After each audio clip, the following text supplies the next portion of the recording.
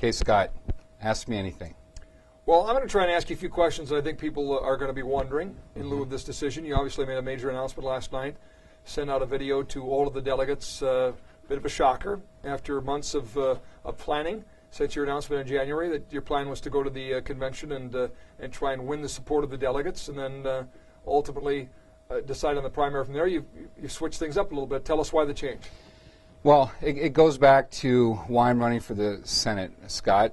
This election is very important. I truly think this is the most important election in our lifetime. And the go along to get along way is, the establishment way is not the right way to fix D.C. We've got to present some options to the voters, some bold colors rather than some pastels.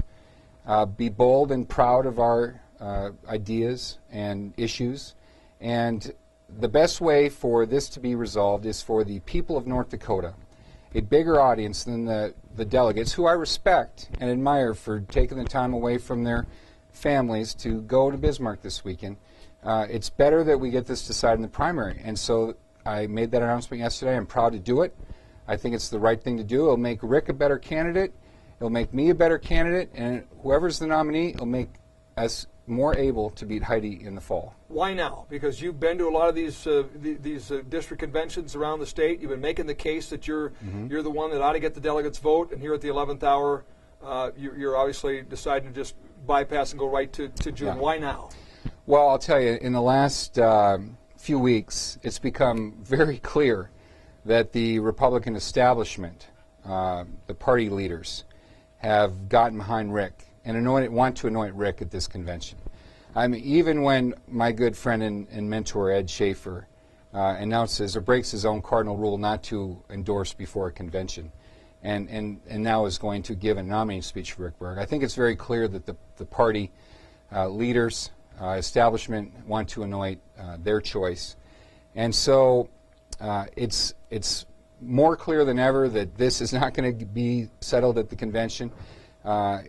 And the primary is going to be the single best way to make everyone have a chance to say who should be the candidate. And let me tell you, if I lose in the primary, I'll be Rick's biggest supporter, because nothing's more important in our state in making sure we don't send another lawyer like Heidi, named Heidi Heitkamp to Washington, D.C. That's not going to fix our country. Yet, to fix our country, we've got to have an open, clear choice, a debate, and Rick wouldn't debate me in the past few months. He didn't play by all the Republican Party rules of big tent, competition, a debate. So we're going to have that debate. We're going to have that debate, and this is the best way to do it. Is this good for the party? I mean, some people will say this is bad. Rick Berger's going to have to raise a bunch of money. You're going to have to raise a bunch of money. You're going to run commercials against each other. I've seen a figure of $500,000 in ad spend by the Berg campaign in March. That's clearly a concern about of your race against him, and to try to make the case for delegates that he's been. But so a lot of people say that's bad because that's money that could be spent running against Heidi Heitkamp. What do you say to that? I bring up the example of Mitt Romney. Mitt Romney is clearly the Republican establishment candidate for the President of the United States. But Mitt Romney is participated in 21 or however many presidential debates, and what he says about debates and having this process play through is that it makes the eventual candidate that better prepared to beat Barack Obama. Well, the same thing applies here in North Dakota. If we're going to beat Heidi Heitkamp, we've got to have a open, rigorous debate on these issues. It's got to be a clear choice. The people have to be able to get a say, because it's the people who are going to be getting served by whoever we elect to the U.S. Senate, and they deserve to know where their nominee thinks, what policies they support. And that's why I think this is better for the state overall. It brings more people into the process, brings more people into the Republican Party tent, and emboldens our party to stand and make a stand, and then stand on those issues clearly, so that there is no questioning of that in the fall when it comes time to elect the next U.S. Senator. You're going to put a question to voters, Republican Party voters in the June primary, on who they think is better to beat Heidi Heitkamp. What argument will you make that you would be better to beat Heidi than Rick Berg would? Well, I'll tell you. Who's going to have, by the way, $1.5 million, $2 million bucks, right? A lot of money, a lot of the establishment behind them. Yeah. Listen, I won't have as much money of my own to put into my campaign as Rick would have. But I've got a history of raising quite a bit of money, and we'll have enough money to beat Heidi Heitkamp. But when you talk about the issue of beating Heidi, this is the important point. Look, we're all students of history. Look throughout history. When you put a moderate up against a liberal, who usually wins those races? I can tell you the overwhelming majority of them is the liberal.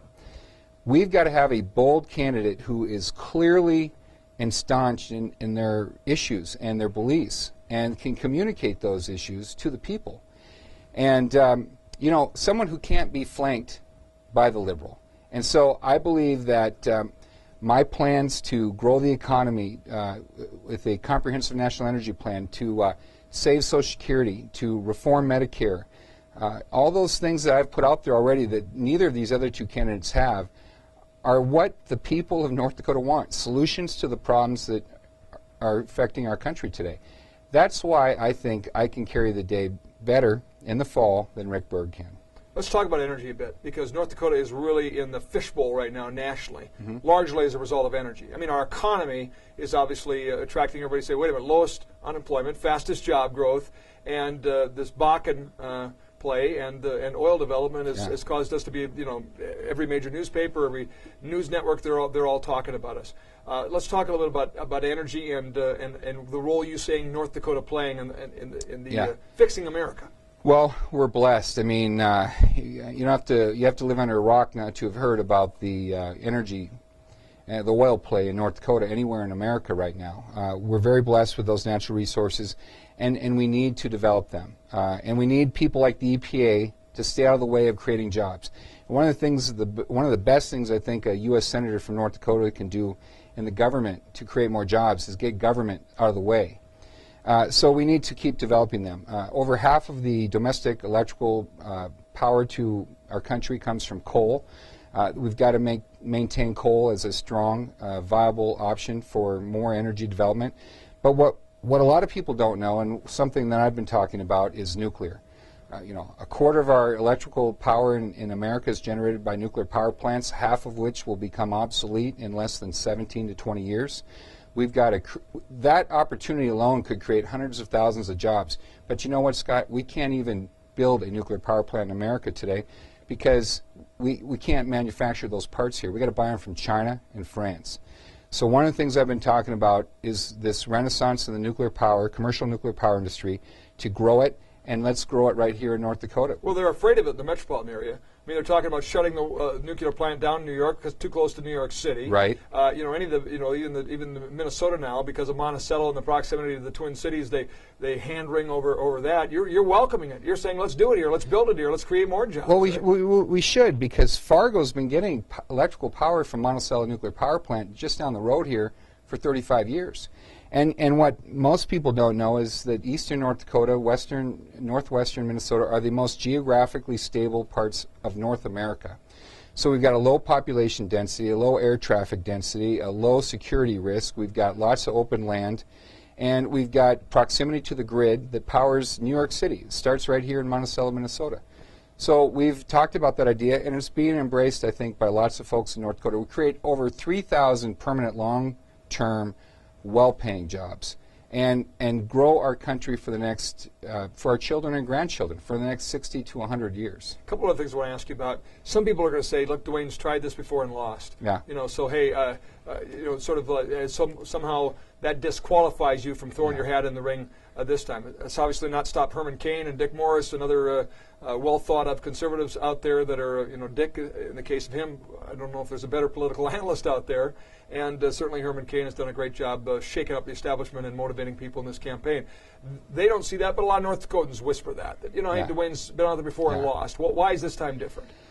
Well, I'll tell you, Scott, I think about that once in a while too, and people will say to me, well, Dwayne, Abe Lincoln ran 6 times before he was elected. I have no intention of being Abe Lincoln, don't think I could be Abe Lincoln, and don't intend on running 6 times to get elected. But here's the thing. I've carried the Republican banner strongly and proudly for a long time. And I've raised a lot of money to run against entrenched incumbents who were popular and had all kinds of D.C. PAC money to talk about themselves with. I did that because it was the right thing to do, and I believed in the Republican Party principles of less government, lower taxes, because I think that's where North Dakota is. I did that knowing that 96% of the time, over the last 20 years, 96% of the time, incumbents win re-election, no matter Republican, Democrat, whatever, wherever they're from in whatever state. That actually has helped me now with the issues I've raised, with the policies I've supported, with the people I've talked to. My ability to communicate to the voters, to raise money, to get the message out is better than it's ever been before. This is an open seat. Rick is not an incumbent. He's a freshman congressman running for the Senate. I'm running for the Senate. Heidi Heitkamp's running for the Senate. This is not anyone's seat to be anointed to. This seat belongs to the people of North Dakota. And I think I'm actually the best prepared to take this seat in the fall by making my case to the people of North Dakota.